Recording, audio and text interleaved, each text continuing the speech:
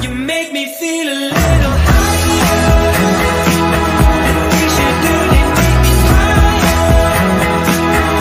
Make me feel so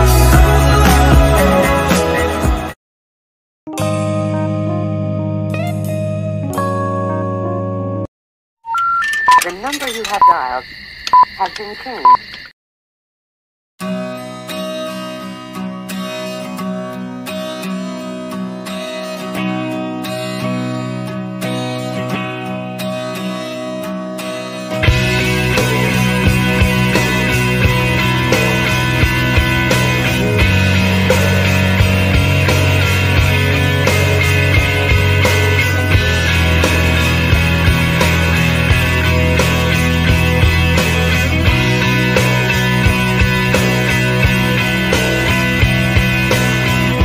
look at the stars, look how they shine for you. Assalamualaikum warahmatullahi wabarakatuh. Halo siswa-siswi SMA Negeri 1 Boyolali. Apa kabar semuanya? Semoga kalian dalam keadaan sehat walafiat dimanapun kalian berada. Sebelumnya saya ucapkan selamat datang kepada peserta didik baru di SMA Negeri 1 Boyolali.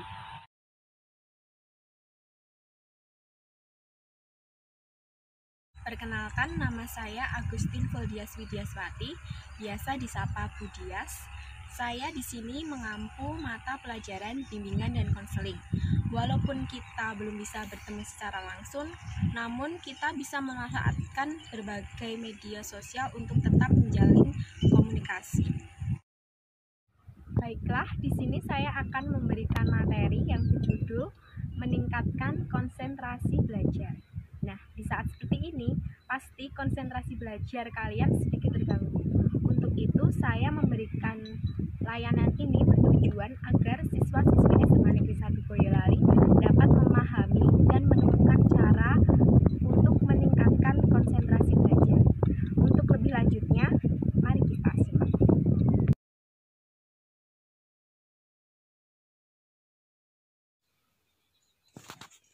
Meningkatkan konsentrasi belajar.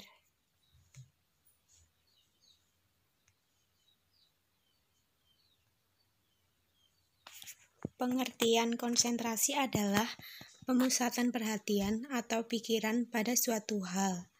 Konsentrasi sama artinya dengan keadaan kusuk seseorang pada sesuatu.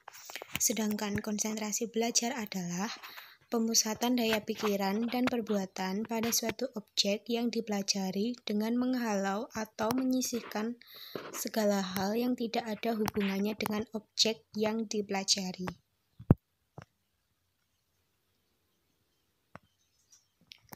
Ada beberapa hal yang mempengaruhi konsentrasi: motivasi yang diperolehnya, keinginan atau ketertarikannya terhadap sesuatu, situasi tekanan yang dapat mengancam dirinya, keadaan fisik, psikis, emosional, dan pengalamannya, tingkat kecerdasan yang dimiliki, dan lingkungan sekitar.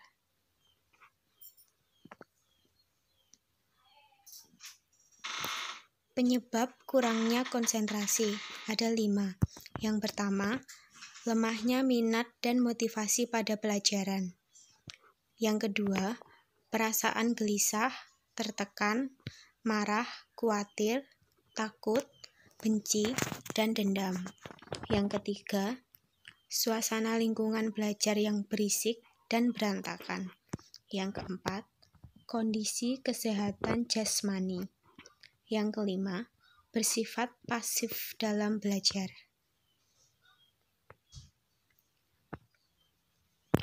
Ada beberapa manfaat dari konsentrasi ini, yaitu siswa akan lebih mudah dan cepat menguasai materi ajar yang disajikan.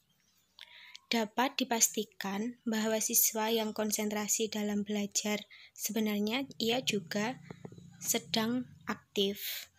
Jadi, konsentrasi juga dapat dijadikan suatu tanda bahwa siswa sedang aktif belajar. Menambah semangat atau motivasi bagi siswa untuk lebih aktif beraktivitas dalam belajar. memudahkan guru dalam melaksanakan proses pembelajaran.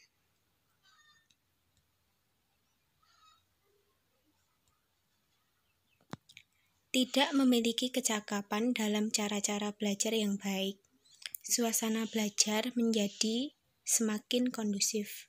Tidak memiliki kecakapan dalam cara-cara belajar yang baik, suasana belajar menjadi semakin kondusif.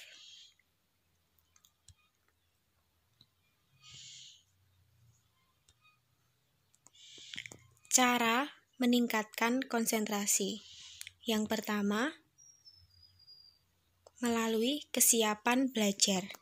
Sebelum melakukan aktivitas belajar, kita harus benar-benar dalam kondisi fresh atau segar untuk belajar. Untuk siap melakukan aktivitas belajar, ada dua hal yang perlu diperhatikan, yaitu kondisi fisik dan psikis. Kondisi fisik harus bebas dari gangguan penyakit, kurang gizi, dan rasa lapar. Sedangkan kondisi psikis harus steril dari gangguan konflik kejiwaan atau ketegangan emosional seperti cemas, kecewa, patah hati, iri, dan dendam.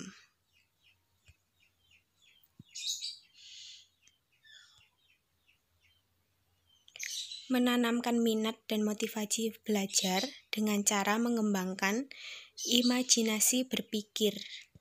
Belajar untuk membangkitkan minat dan motivasi belajar. Maka, perlu kita ketahui 1. Apa yang dipelajari? Yang kedua, untuk apa mempelajari materi pelajaran yang hendak dipelajari? Yang ketiga, apa hubungan materi pelajaran dengan kehidupan sehari-hari? Atau manfaat mempelajari dan apa yang dapat kita lakukan dengan pengetahuan tersebut. Yang keempat, bagaimana cara mempelajarinya.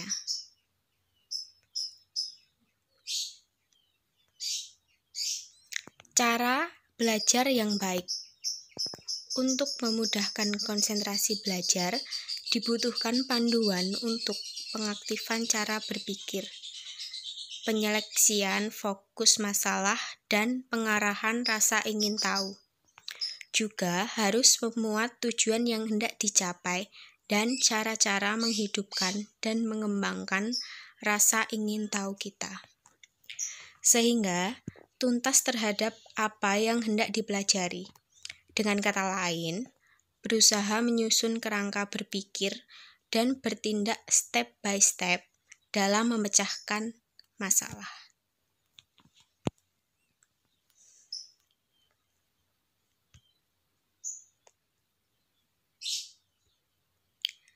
Lingkungan yang kondusif. Belajar membutuhkan lingkungan yang kondusif untuk memperoleh hasil belajar secara optimal. Harus diupayakan tempat dan ruangan yang apik, teratur, dan bersih. Suasana pun harus nyaman untuk belajar.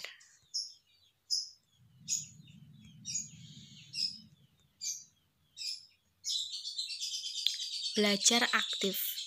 Jika kita sulit berkonsentrasi belajar di sekolah atau sulit mengerti apa yang dijelaskan guru dan sebagainya, maka kita harus dapat mengembangkan pola belajar aktif.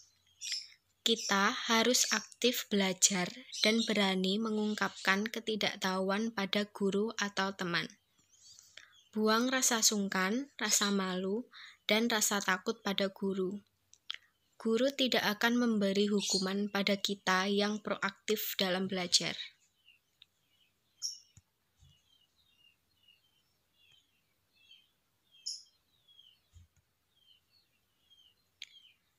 Perlu menyegarkan pikiran.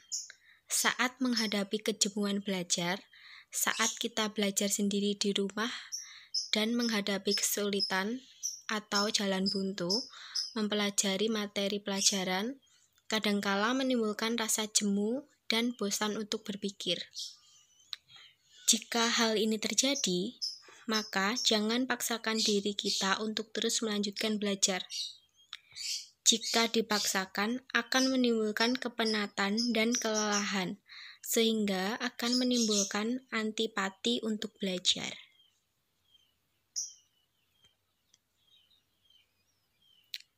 Jalan keluarnya, kita harus menyediakan waktu 5-10 menit untuk beristirahat sejenak dengan mengalihkan perhatian pada hal lain yang bersifat menyenangkan dan menyegarkan.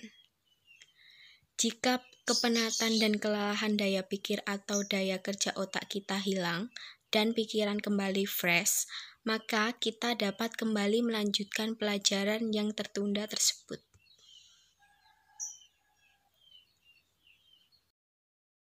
Nah, setelah kita melalui pembahasan materi tadi, dapat kita simpulkan bahwa konsentrasi belajar adalah pemusatan daya pikiran pada suatu objek yang kita pelajari. Ada beberapa hal yang mempengaruhi konsentrasi, penyebabnya, dan cara untuk meningkatkan konsentrasi belajar. Contohnya seperti kesiapan dalam belajar di lingkungan yang kondusif, dan belajar efektif. Sekian materi yang dapat saya sampaikan, semoga bisa memberikan manfaat bagi kita semua. Ada kurangnya saya mohon maaf. Jangan lupa like, komen, dan subscribe. Terima kasih.